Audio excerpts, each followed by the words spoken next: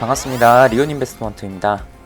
베비도지 코인 먼저 투입 소식부터 보고 오늘은 국채와 관련된 얘기를 한번 해보겠습니다. 먼저 투입 보면은 게이트IO랑 쿠코인에서 트위터에서 베비도지 코인 팔로우를 하게 되면은 게이트IO 같은 경우는 총 1000달러를 20명에게 50달러씩 이렇게 나눠주는 이벤트 하고 있고, 쿠코인은 2000달러를 20명에게, 즉 한 명당 100달러를 받을 수 있는 그런 경품 이벤트를 하고 있으니까 트위터 하시는 분들은 여기 팔로우 하시고 리트윗해서 3명 친구들에게 같이 태그 걸어가지고 하게 되면은 이렇게 추첨한다고 하니까 관심 있으신 분들 한번 참여를 해보시면 좋을 것 같고, 원래 커넥트 어제 설명드린 그 지갑 서비스 앱 관련해서 추가적인 광고 트윗이 있었다. 뭐 나머지는 특별한 내용은 없었고, 온체인도 특별한 변화 없었고, 가격은 어제 좀 많이 하락을 해가지고 다시 제가 중요하게 생각하는 가격 13,000 MEXC 가격으로 13,000이라는 가격에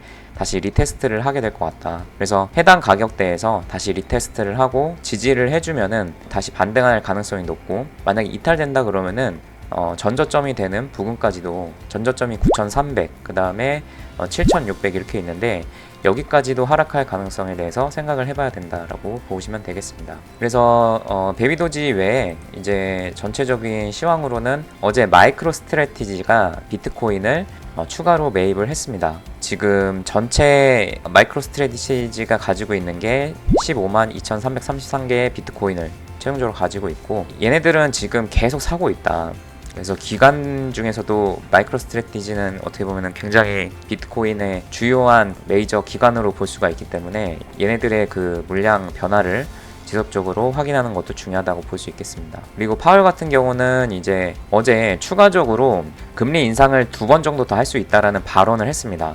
그런 발언을 하게 되면서 굉장히 또 시장에 금리 인상에 대한 그 우려가 나왔고, 미국 증시도 그렇고 비트코인도 하락하는 움직임이 나왔다. 그래서 페드와치를 보면은 이게 이제 금리 선물이라 그래서 앞으로 금리 변화에 대해서 어떻게 베팅을 하고 있는지 보는 겁니다. 그래서 현재 미국의 금리가 5.25%인데 다음 FOMC 금리 회의를 하게 되면은 25bp를 올려가지고 5.5% 금리를 만들 것이다에 대한 의견이 80.6%까지 상승하는 모습을 보였습니다.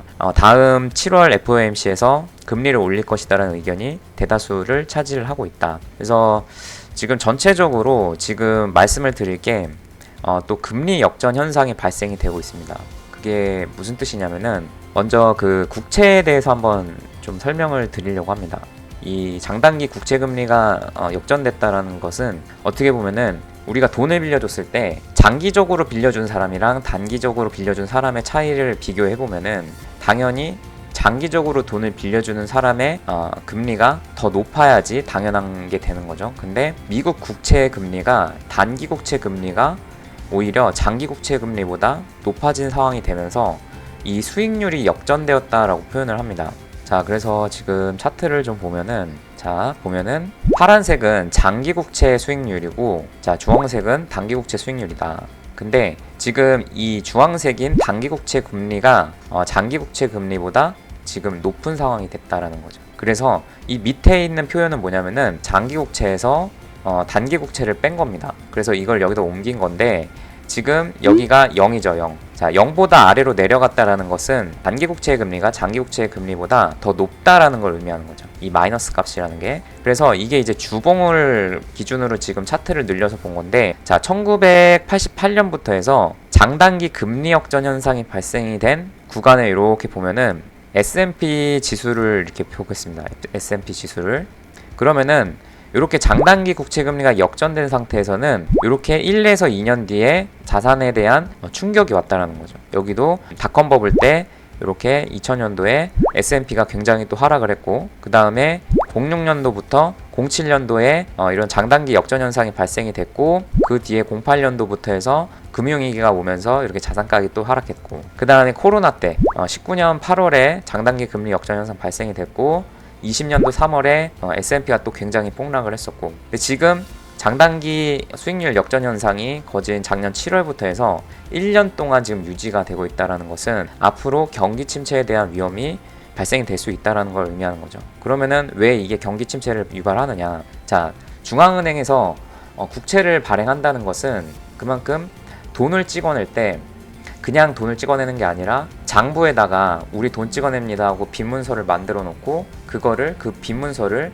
은행에다가 팝니다. 그렇게 해서 빈문서가 만들어지면서 이제 세상에 돈이 풀리는 건데, 단기 국채보다 장기 국채가 당연히 오랫동안 빌려주는 거니까 수익률이 높아야 되는데, 그게 역전됐다라는 것은 연준이 이 금리를 올렸을 때 이 금리를 올리는 거를 단기 국채로 올립니다. 단기 국채로 올려서 장기 국채까지 수익률이 영향이 미치도록 그렇게 이제 활동을 하는데, 단기 국채를 이제 금리를 올려놨는데, 그러면은 앞으로도 금리가 올라간다고 하니까 장기 국채를 사람들이 안 사버리는 겁니다. 오히려 나중에 금리가 올리고 났을 그때 사겠다라는 게 반영돼 가지고 장기 국채를 안 사니까 상대적으로 단기 국채 수익률이 급등을 하게 된다. 조금 말이 어려운데 어쨌든지 간에 그냥 이런 시스템으로 돌아가게 되는데, 이게 이제 은행에서 또 그러면은 예대 마진에 대한, 은행이 돈을 버는 게 예대 마진이라고 해서 사람들한테 은행에서 예금을 예를 들어서 뭐 2%의 금리로 받아가지고 대출을 빌려줄 때는 뭐 5%로 빌려준다. 그러면은 은행이 먹는 퍼센테이지가 3%인데,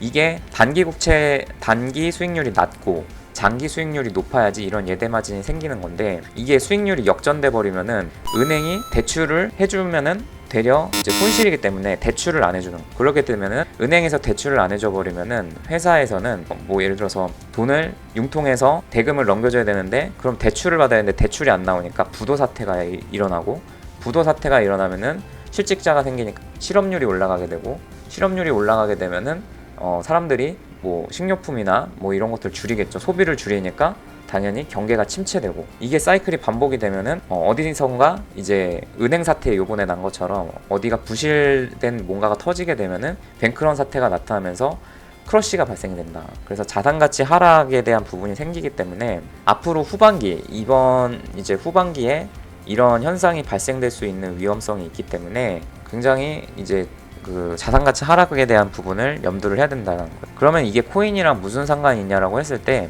이런 그 강한 크러쉬가 발생이 되면, 금융위기처럼 크러쉬가 발생이 되면, 코로나처럼 크러쉬가 발생이 되면 안전자산이든 뭐든 그런 건 상관이 없다. 그냥 다 떨어지기 때문에 우리가 코인을 매수함에 있어가지고 절대적으로 급하게 살 필요가 없다라는 거죠. 근데 이게 무조건 발생되리라는 법도 없기 때문에, 만약에 내가 코인을 매수 안 했는데 갑자기 그냥 올라가 버리는 리스크도 감수를 어느 정도 그것도 이제 생각을 해야 된다라는 거죠. 그래서 이런 리스크를 우리가 감내하기 위해서는 분할로 사야 된다. 코인을 한 번에 다 사는 거는 그 리스크를 감당할 수 없기 때문에 분할 매수 분할 매도로 그 리스크를 상쇄해야 된다는 거예요. 그래서 오늘은 이런 매크로적인 얘기를 좀 드렸는데 좀 어렵지만 금리 역전 현상이 자산 시장의 크러쉬를 만들 수 있고, 그렇기 때문에 우리가 급하게 코인을 매수할 필요가 없다라는 말을 드리고 싶었습니다. 궁금하신 점은 댓글 달아주시면 답변 드릴 수 있도록 하겠습니다. 감사합니다. 리온에서 무료 카톡방을 운영하고 있습니다. 종 시황, 뉴스, 이벤트 내용 알려드리고 있으니 많은 참여 바랍니다. 감사합니다.